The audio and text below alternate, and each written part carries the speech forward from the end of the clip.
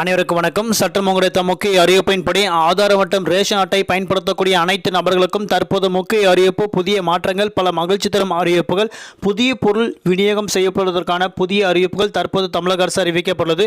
அதன்படி என்ன புதிய மாற்றங்கள் என்பது தற்போது பார்க்கலாம். வீடியோ ஸ்கிப் பண்ணாமல் கடைசி வரைக்கும் பாருங்க. உங்களுக்கு ரேஷன் அட்டை பற்றியும் ஆதார் அட்டை பற்றி பல முக்கிய அறிவிப்புகள் உடனுக்குடன் துல்லியமாக தெரிந்து கொள்ள நம்மளோட சேனலை கீழே இருக்க பட்டனை கிளிக் பண்ணி சப்ஸ்கிரைப் பண்ணிக்கோங்க. பக்கத்தில் பெல் பட்டனை கிளிக் பண்ணிக்கோங்க. இந்த வீடியோ உங்களுக்கு பிடிச்சிருந்தா லைக் பண்ணுங்க. இப்போ வாங்க வீடியோக்குள் போகலாம்.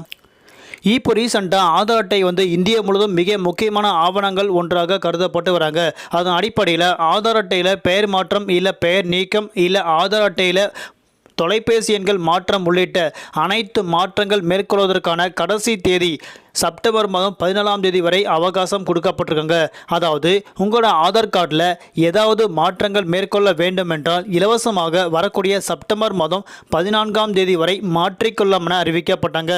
நீங்கள் UIDAI வெப்சைட்டில் போயிட்டு உங்களுக்கு என்னென்ன மாற்றம் மேற்கொள்ள வேண்டுமோ அதையெல்லாமே வரக்கூடிய செப்டம்பர் மாதம் 14ஆம் தேதிக்குள்ள இலவசமாக மேற்கொள்ளலாம் என அறிவிக்கப்பட்டாங்க. அதற்கு பிறகு ரூபாய் 50 கட்டணம் செலுத்தி நீங்கள் மாற்றிக்கொள்ள வேண்டும் என தற்போது மத்திய அரசு முக்கிய அறிவிப்பு ஒன்று தற்போது அறிவிக்கப்பட்டனர். அடுத்தபடியாக ரேஷன் அட்டை வைத்திருக்கும் அனைத்து நபர்களுக்கும் தற்போது முக்கிய அறிவிப்பு. ரேஷன் கார்டில் பெயர் நீக்கம் செய்வதற்கான முக்கிய அறிவிப்பு தற்போது அறிவிக்கப்பட்டாங்க.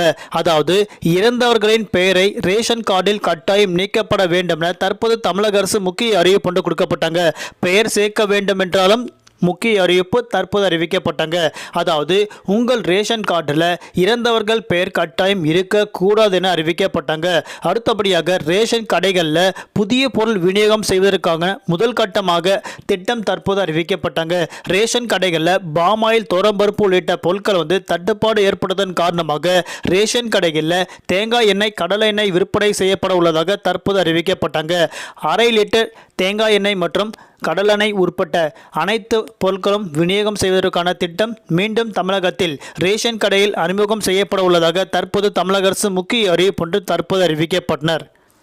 அடுத்தபடியாக புதிய ரேஷன் கார்டு பெற்ற நபர்கள் அனைவரும் மகளிர் உரிமை தொகை பெற விண்ணப்பிக்க வேண்டும் என அறிவிக்கப்பட்டனர். இதில் தகுதியான 90% மேற்பட்ட மகளிருக்கு ரூபாய் 1000 கொடுக்கப்பட உள்ளதாக தற்போது அறிவிக்கப்பட்டனர். குறிப்பாக ஒரு மாதம் வரக்கூடிய 5ஆம் தேதி இவர்களுக்கு வங்கிக் கணக்கில் விநியோகம் செய்யப்படும் அறிவிக்கப்பட்டனர். நன்றி, வணக்கம்.